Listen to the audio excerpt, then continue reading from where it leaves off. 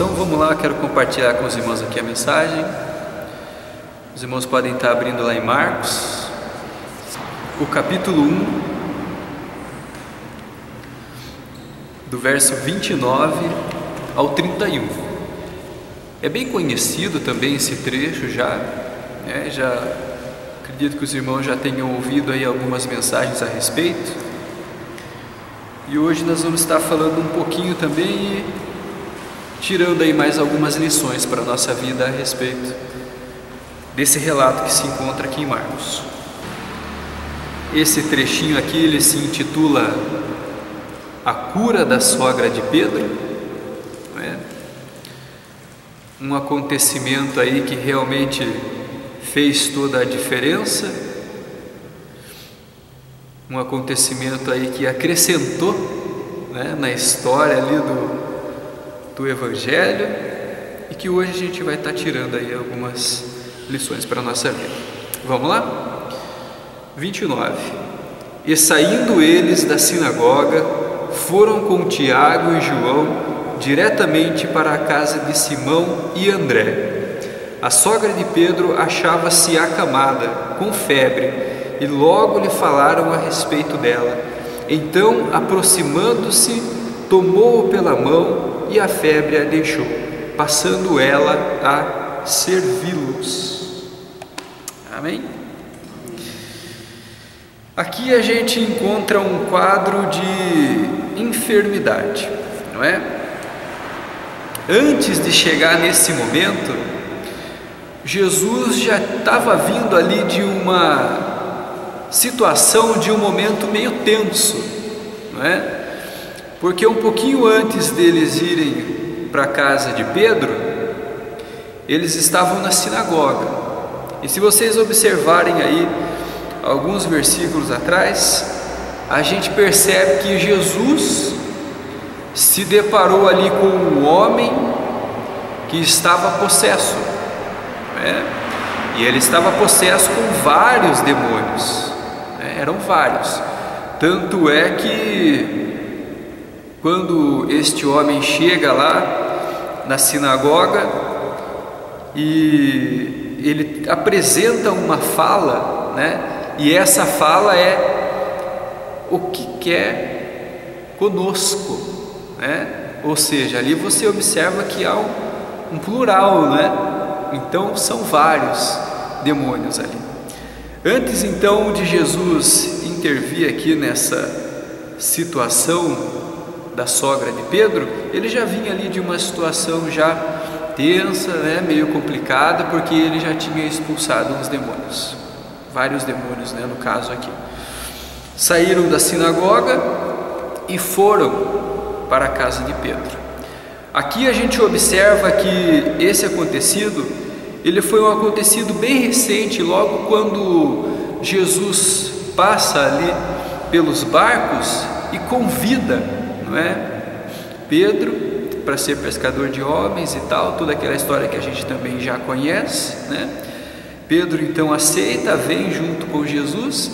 Antes de ir para a casa de Pedro, eles então passam na sinagoga e tem esse acontecido aqui com aquele homem que estava possesso. Jesus então liberta ele também, cura, e depois vão a caminho da casa de Pedro. Não sei dizer para os irmãos em relação a isso, porque não fui buscar profundamente isso, mas acredito eu que aqui nesse caso a sogra morava com Pedro e não o oposto, né? Mas isso também de uma certa forma não vem ao caso em si. Mas aqui o texto diz que vão para a casa de Pedro, né? Então a gente deduz que a sogra é quem morava com ele, não o oposto. E aí chegando lá, a gente percebe que já tinha ali algumas pessoas. Marcos ele não vai relatar detalhadamente o tipo de enfermidade que a sogra de Pedro estava enfrentando. Porém, Lucas, sim, ele fala que era uma febre forte. Ou seja, né, se você for dar uma procurada em relação a isso, essa ênfase que ele dá na febre, era uma febre assim alta a ponto de óbito, Não era só aquela febre que passou ali do 37, né? 37,5. Era uma febre que provavelmente poderia causar o óbito da sogra dele se permanecesse por um tempo mais extenso. Então, por isso que o texto relata aqui que ao chegar Jesus na casa de Pedro, imediatamente já comunicaram Jesus a respeito do que estava acontecendo com a sogra de Pedro. Jesus então ali se compadece, né? Jesus ali então observa aquele momento e imediatamente vai na direção da sogra, pega ela pela mão, né? O texto não coloca de forma detalhada aqui se Jesus falou alguma coisa, se Jesus movimentou ela de alguma forma, mas simplesmente fala que ao chegar lá, né, na cama, provavelmente porque ela estava deitada, com esse grau de febre, ela estava deitada. Jesus então chega ali, toca na mão dela, né, a segura pela mão e imediatamente a febre a deixa. A cura então se estabelece naquele momento. E a gente observa aqui que logo após a cura, ela então toma um posicionamento de levantar, continuar ali nos seus afazeres normalmente e passa então a servi-los, né? Então essa é a história. A gente viu um pouquinho do contexto, a gente viu aqui a história em si, e agora vamos estar vendo aqui o que a gente pode estar tirando de ensino para a nossa vida desse acontecido. Primeiro ensino: o cristão passa por problemas, né? Por que eu falo isso? Pedro tinha acabado de tomar a decisão de seguir Jesus, né?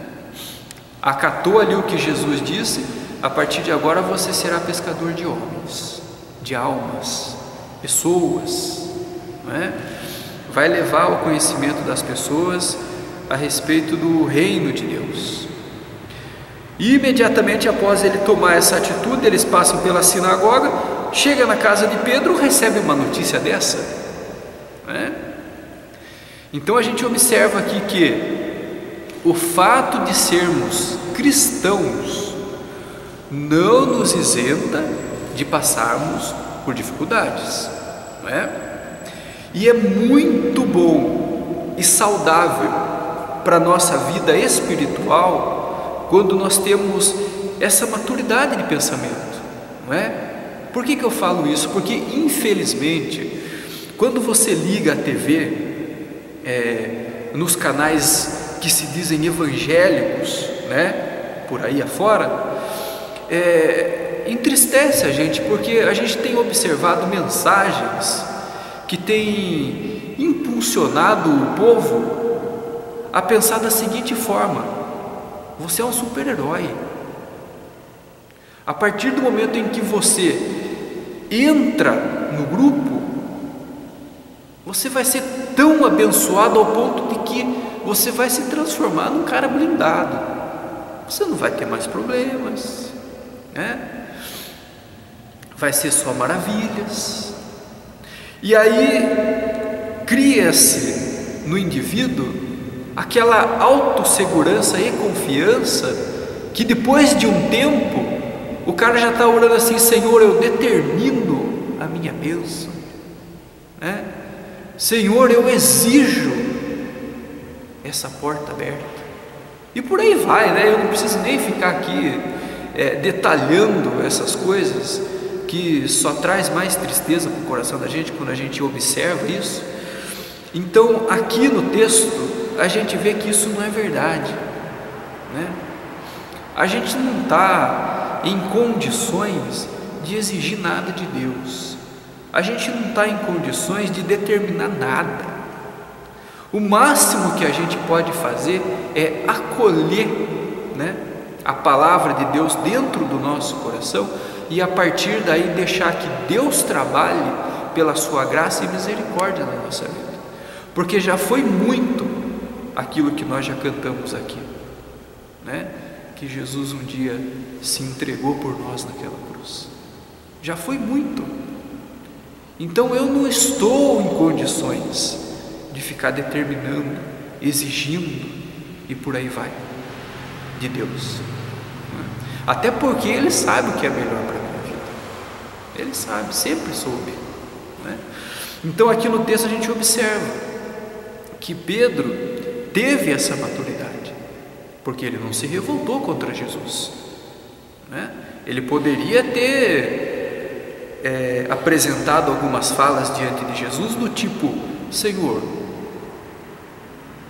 eu aceitei caminhar junto contigo, eu aceitei esse compromisso de ajudar a expandir a mensagem, falar do reino de Deus, e eu chego na minha casa e recebo uma notícia de uma enfermidade de uma pessoa próxima a mim, não é?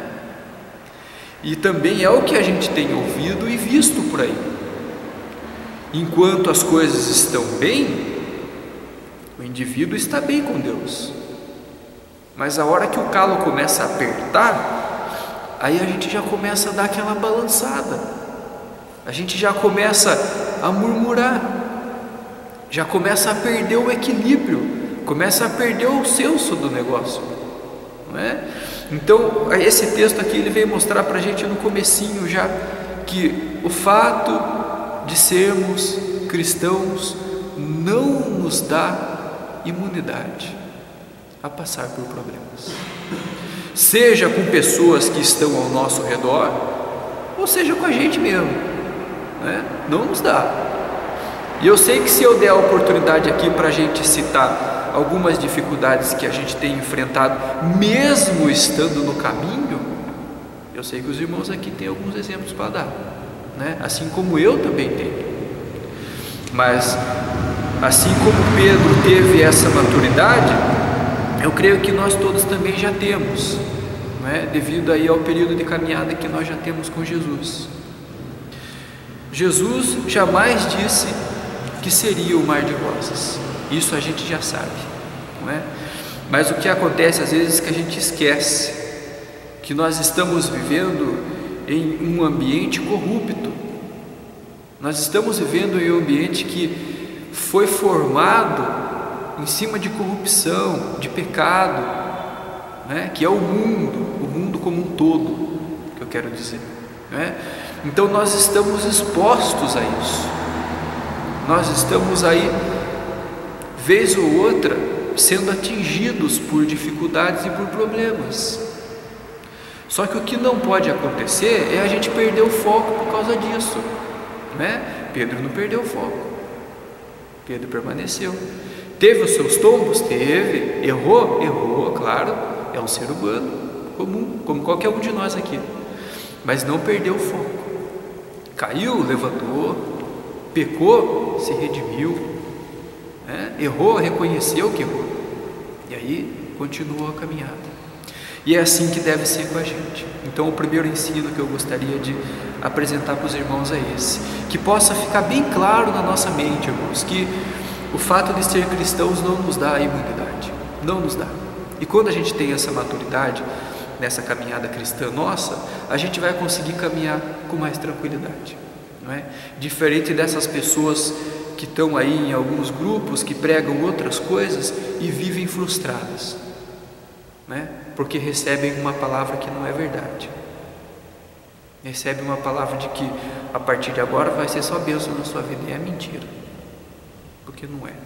A gente continua tendo problemas e continua tendo dificuldades.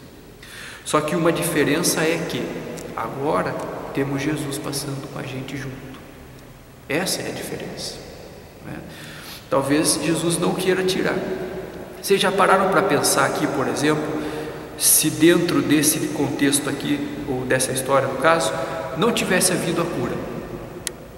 Jesus simplesmente se colocasse ali diante daquela mulher e só desse uma palavra de conforto para ela. Mudaria alguma coisa? Não. Jesus continuaria sendo Jesus, né? A sogra continuaria sendo sogra e Pedro continuaria sendo Pedro. Não iria mudar em nada aqui, tendo ou não a cura. Por quê?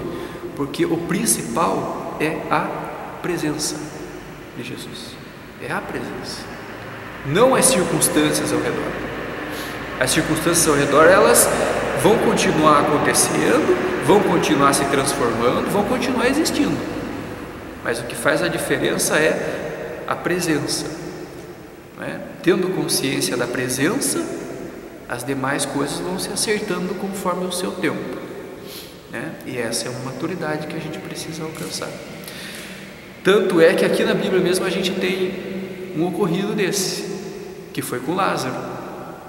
Quando Jesus soube, ele foi imediatamente lá? Não foi. Demorou quanto tempo? 4 dias, não é? Mas diante de tudo isso tem um propósito. Tanto é que Jesus foi questionado por uma das irmãs dele, de Lázaro. Se o Senhor tivesse vindo antes, talvez isso não tivesse acontecido, não é? E quantas vezes a gente já não falou isso, né? De uma outra forma ou diante de alguma outra situação? Senhor, se o Senhor tivesse entrado com providência, isso talvez não tivesse acontecido. Mas aí Jesus vem e diz: isso aconteceu para a honra e glória do meu Pai, não é? É ter sabedoria, é compreender o momento certo das coisas, não é? Então, primeiro ensino: o fato de ser cristãos não nos isenta e não nos dá imunidade a passar por problemas. Nós passamos, mas a diferença é ter a consciência de que passamos com Jesus ao nosso lado. E é bom saber disso, e é interessante, porque isso aí vai trazendo para nós uma consciência cristã limpa, verdadeira e objetiva, porque é assim que a gente deve caminhar, não é? A gente não vive a Bíblia como se fosse uma historinha de era uma vez. O que está contido aqui foram fatos reais, foram coisas que aconteceram na história, não é? E nós aqui somos a geração que está dando continuidade nessa história, entende? Talvez aqui com uma cultura diferente, né, com maneiras diferentes de se expressar, mas o foco da coisa é o mesmo, não é? É um povo que reconhece a soberania de Deus e através disso caminha para que tenha um final, né, feliz, um final de bênção, que é aquele final onde estaremos com Ele na eternidade. Então o foco é sempre o mesmo, né? Talvez aí mude a cultura, mude a forma de pensar um pouquinho, mas o foco é sempre o mesmo. E aí, segundo ensino, a intervenção divina, não é? A intervenção divina, irmãos, ela sempre vai existir na vida do indivíduo que busca, né? Deus não deixa nada passar em branco, Deus não deixa nada passar à toa, né? A própria palavra diz que toda palavra que é lançada, ela não volta para Deus vazia. Primeiro ela cumpre o propósito pelo qual ela foi enviada, não é? Então a intervenção divina, ela sempre vai existir na vida daquele que busca, não é? Jesus enfatiza isso num trecho da palavra. Aquele que busca, o que acontece? Quem busca, pois é. Aquele que bate, o que vai acontecer? A porta será aberta. Então olha só que quando há uma busca em direção do reino, não é? Sempre haverá uma resposta. A intervenção divina, ela sempre vai estar existindo na vida do indivíduo, isso é um fato, não é? O que pode acontecer às vezes, meus irmãos, é que essa intervenção, ela pode chegar às vezes, não da maneira que nós montamos na nossa cabeça ou no nosso coração, não é? E isso às vezes traz frustrações para as pessoas, porque o ser humano, ele é tão criativo, mas tão criativo, que quando ele vai orar para Deus em relação a alguma situação que ele vem enfrentando, ele já chega já com tudo pronto.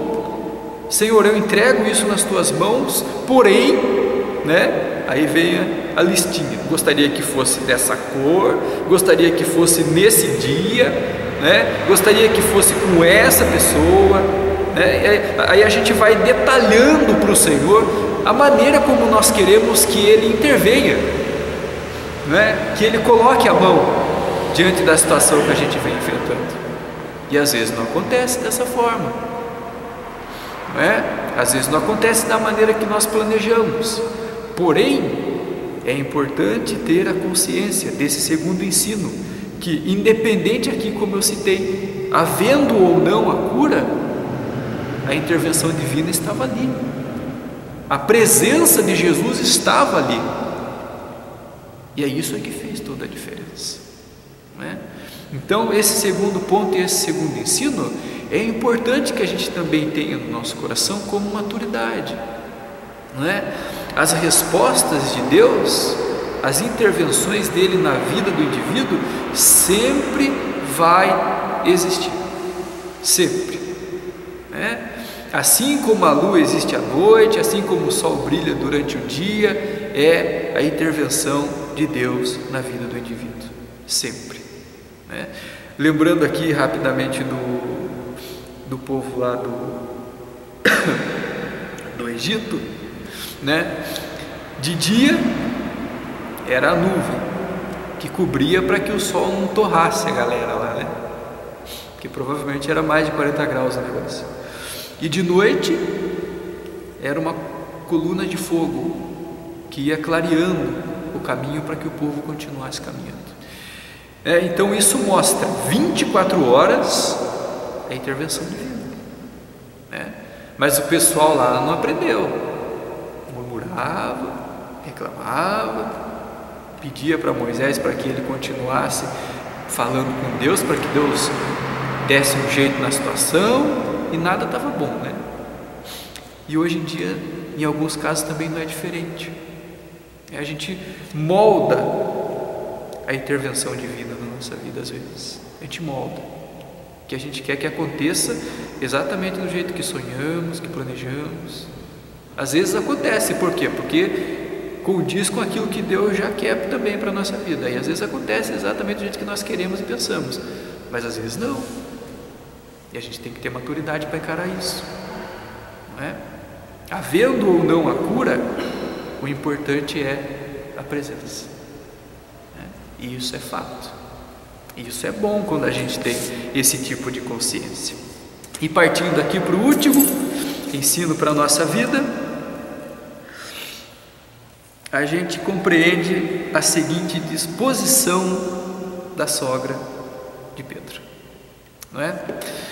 Se a gente continuar aí o texto logo depois do último verso que foi lido, que foi o 31, a gente viu que logo depois que a febre a deixou, ela passou a servi-los, né? Isso foi restrito ali, dentro da casa, né? Onde depois Jesus pôde ficar, se alimentou, se acomodou, dormiu, ficou ali. E a gente percebeu que houve uma disposição imediata, não é? Da sogra de Pedro, em servir não só Jesus, mas todos que estavam ali com ele. Então essa disposição é boa, essa disposição é necessária que exista na vida do indivíduo. Após receber, não é?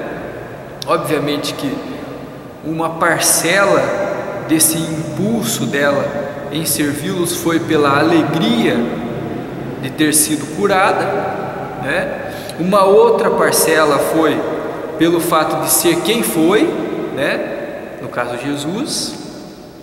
Então a gente percebe aqui que ela foi impulsionada pela alegria, e isso permaneceu durante um tempo, porque se você continuar lendo o texto aí depois do 32, a partir do 32, tem um relato que muitos foram levados até a casa dela, ou de Pedro no caso, né?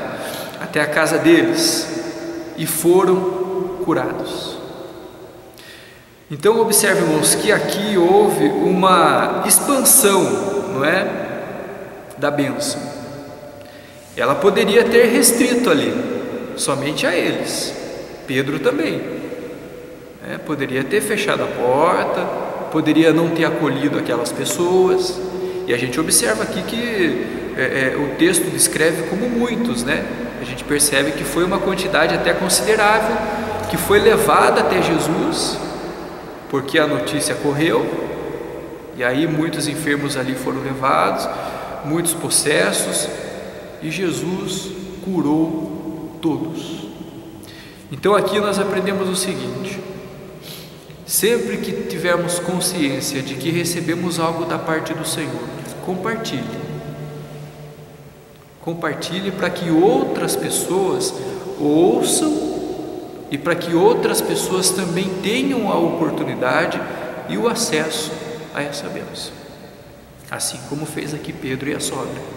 Abriram a casa para que outras pessoas também pudessem estar sendo abençoadas.